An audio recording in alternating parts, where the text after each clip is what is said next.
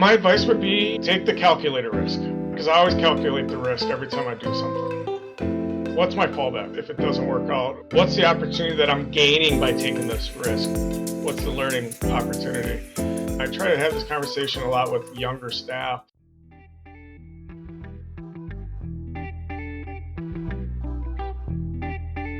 Success isn't just about what you achieve. It's about living a life that reflects your values and priorities. Welcome to Engineer Your Success, the podcast that helps you lead with intention and live fulfilled.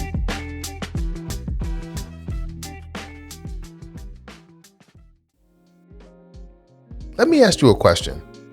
What if you had a coach in your corner every week, helping you focus on what matters most, become a more effective communicator, and to lead well? That's the ideal behind Engineer Your Success Insiders, my private podcast for leaders who want practical tools, not just theory. Every week, in just 3 to 5 minutes, you'll get one story, one insight, and one action that you can use right away. The goal is to prepare you for those critical moments that matter at work and at home. If you're ready to take the next leap in your leadership, click the link in the show notes and join Engineer Your Success Insiders today. This is Dr. James Bryant, your coach in your corner. I want to welcome you to the Engineer Your Success podcast. My name is Dr. James Bryant, your host for the show, and your guide to designing and living a life where you are winning at work and at home. And it is my pleasure to have a special guest today, Mr. Ken Mika. Ken, tell us a little bit about yourself. Well, thanks for having me. A little bit about myself. I'm currently working at Tetra Tech here in Green Bay, Wisconsin, where I'm a central area manager helping support our construction quality assurance team as well as soils lab, primarily working in the solid waste industry, but working all over the United States in the hazardous waste industry, trying to clean up old brownfield properties and turn them into new properties for new opportunities for the community that they're in. Were there any major turning points in your career? Maybe you can take us through some different transition points in your career that you've made so far. They started back when I was in high school even. Okay. Grew up in a small family business, a flower shop in the Milwaukee area of Wisconsin.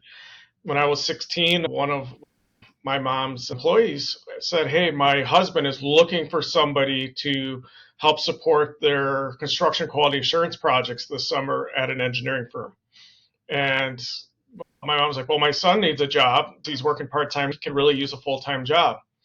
And so literally it was the introduction for me to get into the civil engineering industry. And I had no idea at 16 that this was going to become a career of mine. When I was trying to figure out what I was going to do post-high school, my father had previously passed, and I didn't know what to do because everybody else was already had a game plan. And throughout high school, I was helping take care of my father with the family business, with my brother, and just a lot of stuff going on. And a really good friend of the family, who I call today a cousin, said, "Why don't you become a civil engineer? You already have the experience. You like being outside. You like construction. Why don't you come tour the university while I'm there?" Because she was graduating. And I did. And next thing you know, I'm going for civil engineering, which was a wonderful experience. I ended up graduating with a full-time job offer prior to graduating my last semester, and ended up moving to Florida for 2 years to oversee a construction job, doing construction quality assurance again, but in remediation. From there, worked several years all over the country working on various remediation jobs. The next turning point for me was going back to get my master's in engineering management. While working full-time, while being on the road, and then eventually an opportunity has kind of landed in my lap about becoming a manager for the firm I was at, overseeing their field services team. And when they were bought, had new leadership opportunities in management. Ended up going over to another company that gave me the opportunity to start up an office from scratch, do the business development, do the recruiting, which was another wonderful opportunities. And then just continuing on from there, I had an opportunity from Tetra Tech to be a part of a team that they just acquired to help lead and take them into the next phase, because they were primarily just small solid waste construction CQA, and now they're involved in the remediation aspects as well. All this was just taking a risk. Each opportunity has worked out very well, so I've been very fortunate in that regards. That's a lot of great experience. So you may have people listening in, maybe they're just starting their career, maybe they're in mid career, but they may be hesitant about making a change. What advice be to them? My advice would be take the calculated risk, because I always calculate the risk every time I do something. What's my fallback if it doesn't work out? What's the opportunity that I'm gaining by taking this risk? What's the learning opportunity? The other aspect of it has been, and I try to have this conversation a lot with younger staff. I had the 4 internships in the co-op. All of them were in the field. I was in the field almost 100% of the time. After graduating, I was in the field still for about 7 years. That's construction quality assurance. If you're going to be a construction professional, you need to be in the field.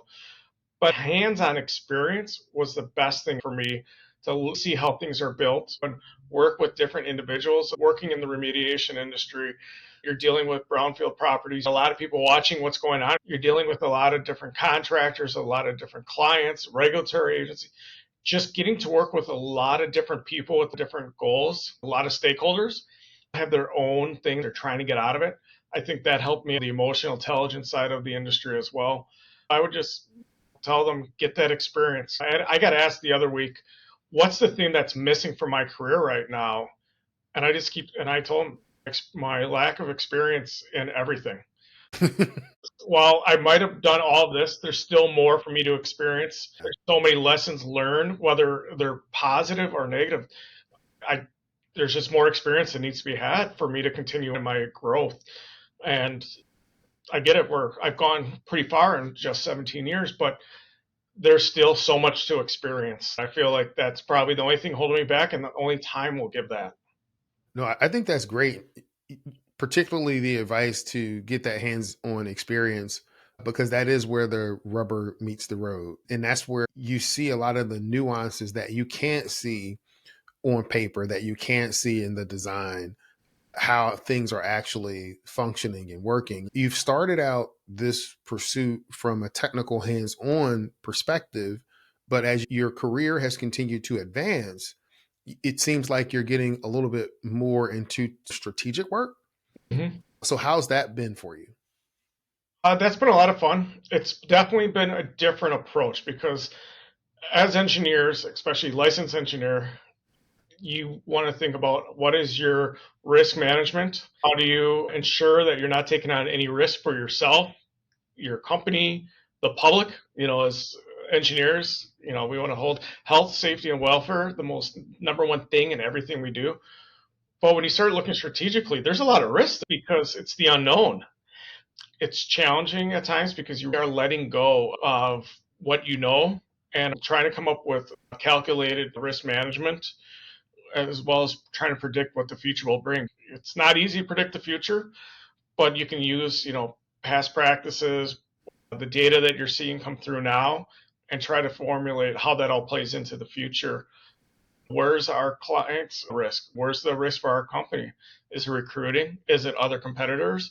Or is it the general industry changing based on certain laws, regulations, federal funding, or where the private sentiment is at with different aspects of it? Let's talk about your whole path and journey in volunteering. Yeah, growing up, I was raised in a Catholic household where you're always supposed to be volunteering. I was volunteering from a young age. And then my father got sick. I saw people helping us out. As soon as he passed, it dawned on me like, oh my gosh, as a kid, I never realized how much volunteering means to certain individuals. Being a recipient of it, I realized paying it forward is going to be a huge part of my life. When I graduated from college and moved to Florida for 2 years, I was like, all right, it's time to get involved with ASCE because I knew of it as a professional setting. But getting involved with the younger member groups even, and I've noticed throughout the country, a lot of the younger member groups are very much in the community involvement, community advocacy.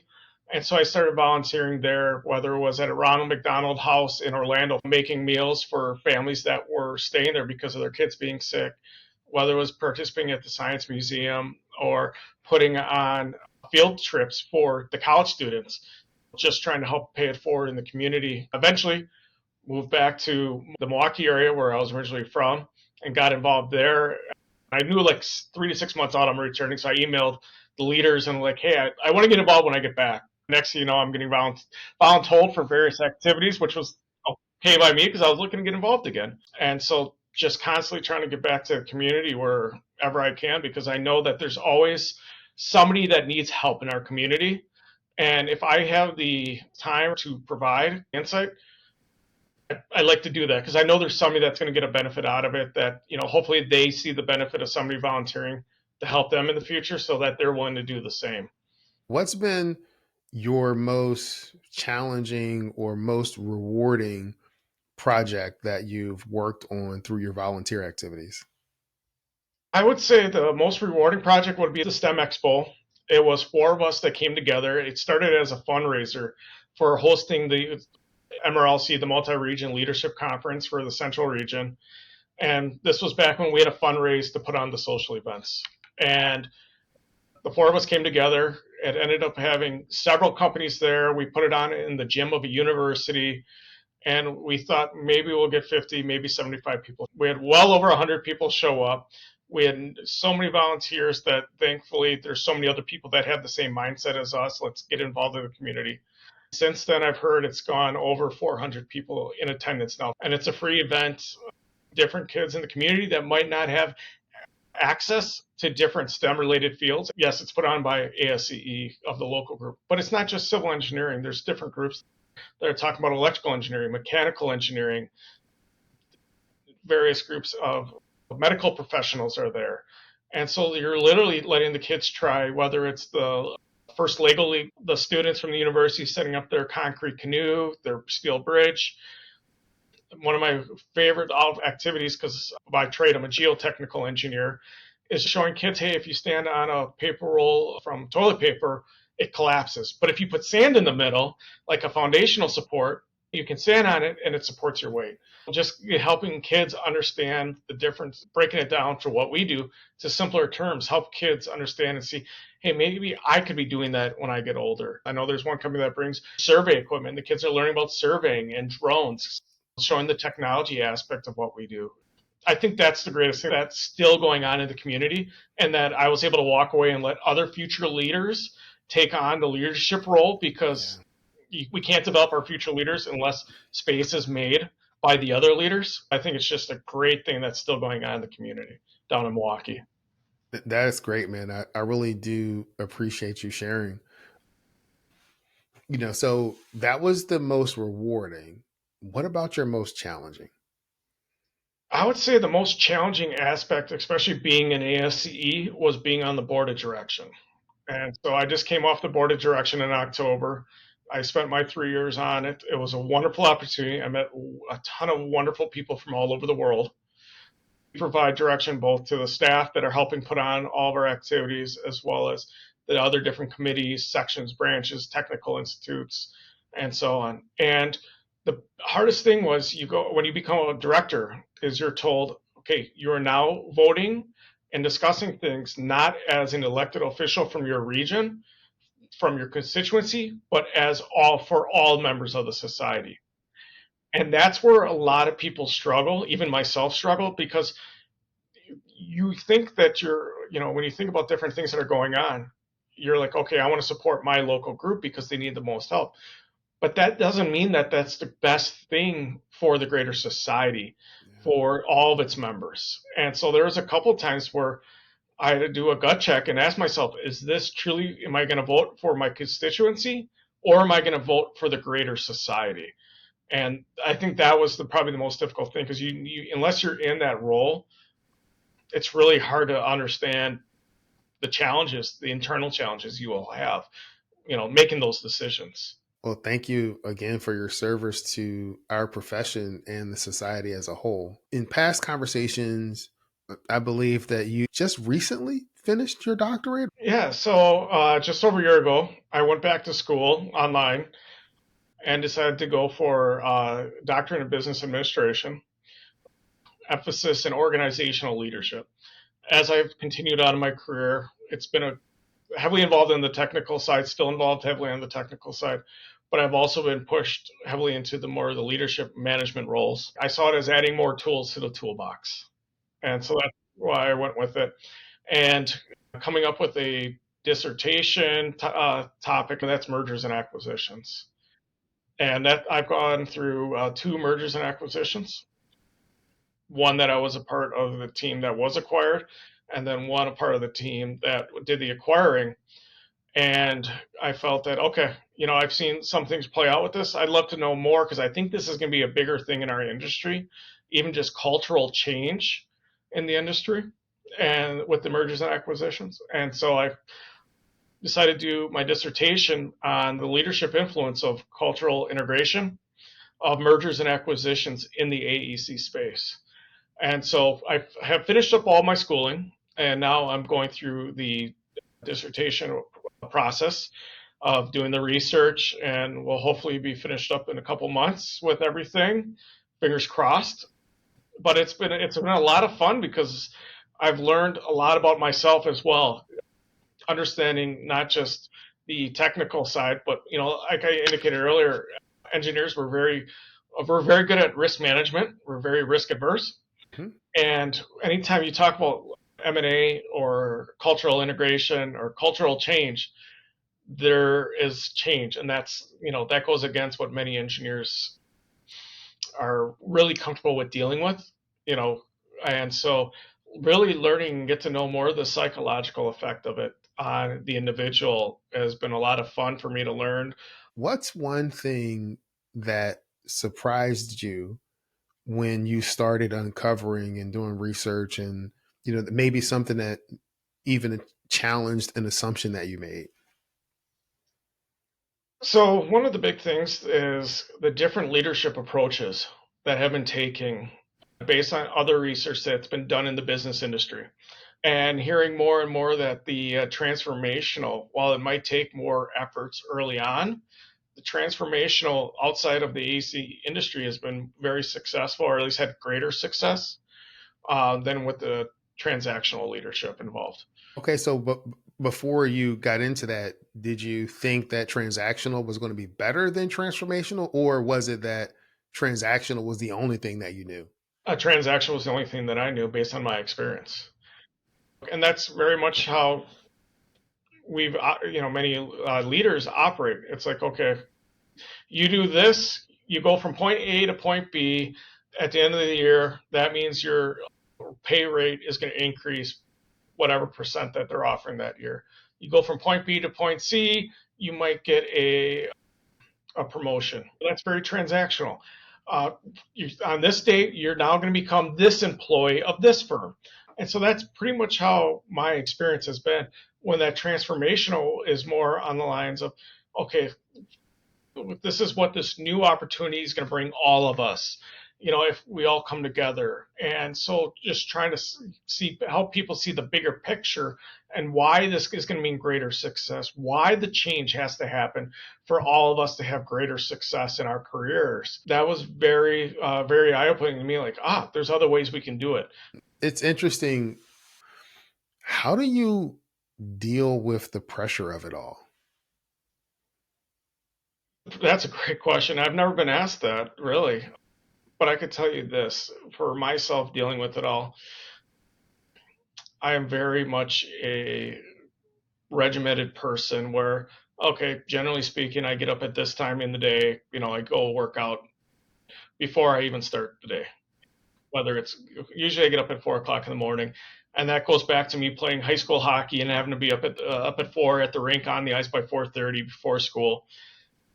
Since then, I just still work out. I get my whatever I need to get worked out in my head in that morning before the day. Go to work, if I take the kids to school, if that's the type of day. And then at the end of the day, when the work is over, am I doing homework tonight? Or do I have the kids tonight?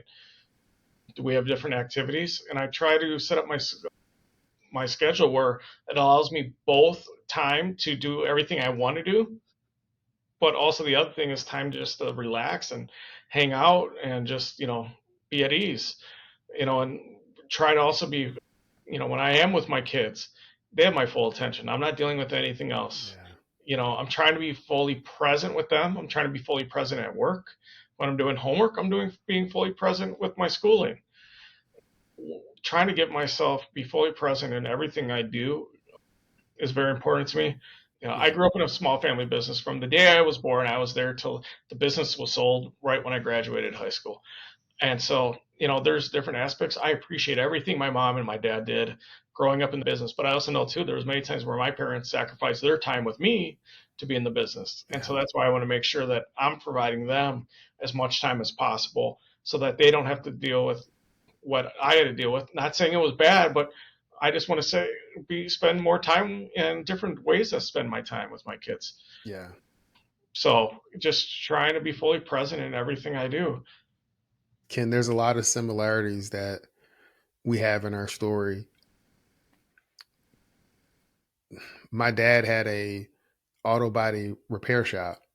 And so me and my brother and cousins, we all worked in the family business. And that was kind of his second job because he had to do whatever he had to do to make ends meet. So he ran that company, and he also had a position where he was like welding the panels on 18-wheeler trucks.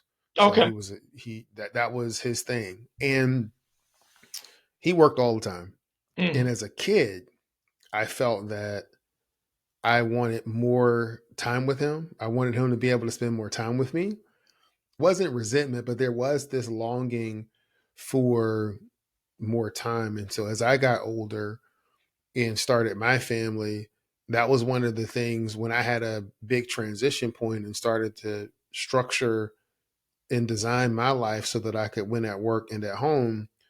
One of those things that really stood out to me that I wanted to do is to be present with them, is to create the space and time to be present with them. And it, like you said, it wasn't that the experience growing up was a bad one. My dad had to do what he had to do. But the way that I responded to that was to say, okay, wait a minute. I want something different. So I need to make different choices. I need to design something different to have the life that I want. absolutely. Absolutely. And I'm sure your dad was the same way. That my dad was the same way too, wanting to do more than what they had with their fathers, just trying to do more. And I'm sure that's why it sounds like we both have parents that came from the blue collar area. And now we knew that we wanted to do more and be able to provide more for our children. And so, absolutely. Yes. So, all right, getting back to dealing with the pressure, I think that we have to acknowledge that with great responsibility, and when you're balancing that responsibility at work in your home life, there is pressure that's there that we have to deal with. Absolutely. Absolutely. And, one of the great things that I do that helps with that pressure is working out. For years, not in any, competition ways, but powerlifting has been a big thing for me. But another aspect I've picked up heavily in recent years is yoga, meditation, pranayama. One of the few things that I do to help with that type of pressure is when I wake up first thing in the morning, I'm meditating. I'm just meditating and starting out the day fresh. And just if I have to write stuff down to get rid of it, if I got to do some breath work, I take care of it there. And then other parts of doing yoga, a lot of people think yoga is just a fitness thing. To me, it's not. It's more of a spiritual thing where I'm helping get rid of any negative energy, any scared anxiety energy, any sad energy. I'm pushing it out through the various movements, the various breath work, and just truly getting it out of my system. I ended up becoming a trained yoga professional and starting up a little side yoga business as well to help those that are in similar aspects of myself that might need a little help, not just going to class, with 15, 20 other people in there, whether it's hot yoga or not, but just to have that one-on-one where they can just work through whatever stress they have, whatever pressures they have. And for me, it's been a wonderful experience. And I've even done yoga at conferences. And so, Wait, um, wait, wait, wait, wait, wait. You've held a yoga session at a civil engineering conference? absolutely. In 2023 in Chicago, we did chair yoga at the ASCE convention. And the amount of civil engineers that I know, it's becoming very popular as well. And more are asking for it at different events. There's a lot of people that are going to yoga for dealing with the pressures of everyday life. People, not just people like me and you who are doing 5 million things trying to keep it going, but others that are still dealing with pressure just from the day in, day out job. Yeah, And so, I think there is, and the thing that kind of translates to me as I hear you talk about that is you're doing these techniques with the intention of calming yourself or with the intention of pushing those bad thoughts or that negative energy out and inviting positive energy in. But there's a lot of intention that's attached to those techniques. It's kind of a combination of both. It's not just the technique and it's not just the intention that you have, but because we can all have intentions to do stuff, but you have to pair the action with the intention in order to get the results. absolutely. Absolutely. And it's amazing what the mind can do if you just start learning the practice and just try to push out whatever that pressure is, whatever that energy, negative energy buildup that you have. What brought you joy this week? The thing that brought me joy this week was spending time with my kids, especially this last week with the holiday, watching them get excited, spending time with their greater family, remembering those days myself as a young child and just wanting to get the family together. Living through my children and seeing them enjoying life makes me enjoy life. I can definitely, that definitely resonates with me. Is one of the same things that really gives me joy is when I see my children enjoying life. I think that's just part of dad life, but I love it. So Ken, if folks that are listening to this and they would love to get in contact with you, what's the best way for them to do that? I would say the best way right now is LinkedIn. I'm very active on LinkedIn. I usually respond pretty quickly within 24 hours to people that send me messages and that. So I would say that's usually the best way to get a hold of me, and I'll respond accordingly. Okay. And so we'll include a link to your LinkedIn profile in the show notes for folks can reach out to you. Now we'll get to the part of the program where we switch things around. I don't know if I told you this before, but I'll do this from time to time where now you become the interviewer and I am the interviewee. What questions do you have for me? Where do you see the greatest risk in the profession of engineering in the next 5 to 10 years? Ooh, that's a good one. I think the greatest risk that I can see has to do with the adoption of AI and different technology. I think in our field, and it's not so much that AI is going to take things over, but I think the best way that I've heard it said is that if you're an engineer, AI is not going to take your job. However, the person that's going to take your job is the engineer that understands how to leverage AI. That's going to be the biggest risk is for us to understand how can we leverage the emerging tools in the right way for the benefit of society. How can we leverage those tools to help us do our jobs? Okay. I completely agree with you there. And the reason I say that is because I see the workforce issues. With the Board Strategic Advisory Committees, a couple of years ago, we did a white paper on the workforce problems, the lack of engineers coming into the industry. And I completely agree because if you don't understand AI is going to be that tool that helps us fix the shortage. And it's not going to take anybody's job because you still need to have that person double checking it. I use AI quite a bit. I know that unless you back check it, you can have a lot of problems, Yes. a lot, but it's also machine learning with AI. And so you got to use it several times, but there's still always that ability that you need to make sure as, even a certifying engineer, certifying any AI design or whatever, you got to double check it because AI only is working in the confines that it knows. And there's always going to be that dynamic situation that AI, as of yet, cannot understand. Yeah. And so I completely agree with you, and I love the answer. So, Ken, I've really enjoyed our conversation. It's been amazing to hear the spark in your voice when you talked about volunteering and being on both sides of that in terms of a recipient of volunteering and then wanting to go out and make sure that you give back and how that seems like a core value for you. The other thing that stood out to me was that your whole process or approach to deepening the bench, making sure that you're making space for other leaders so that they can grow. So you grow so that they can grow. And that continues to have a major impact on the companies that you work for, on the volunteer activities that you do, and our industry as a whole. So I really, those are the two things that really stood out to me. And I guess the third thing would be being present. You talked about being present for your family, being present for your work, being present for yourself, being present for school. And so it's amazing just the centeredness that you have to be present in every moment. I appreciate it, and I appreciate the conversation today. So thank you for having me. I feel still young in the industry, but the next generation needs to come up, and we need to bring them up too with everybody. So we all got to rise together. That's great. So I'm going to end this episode like I end every episode of the Engineer Your Success podcast. And that's this: many people know what to do, fewer people know how to do it.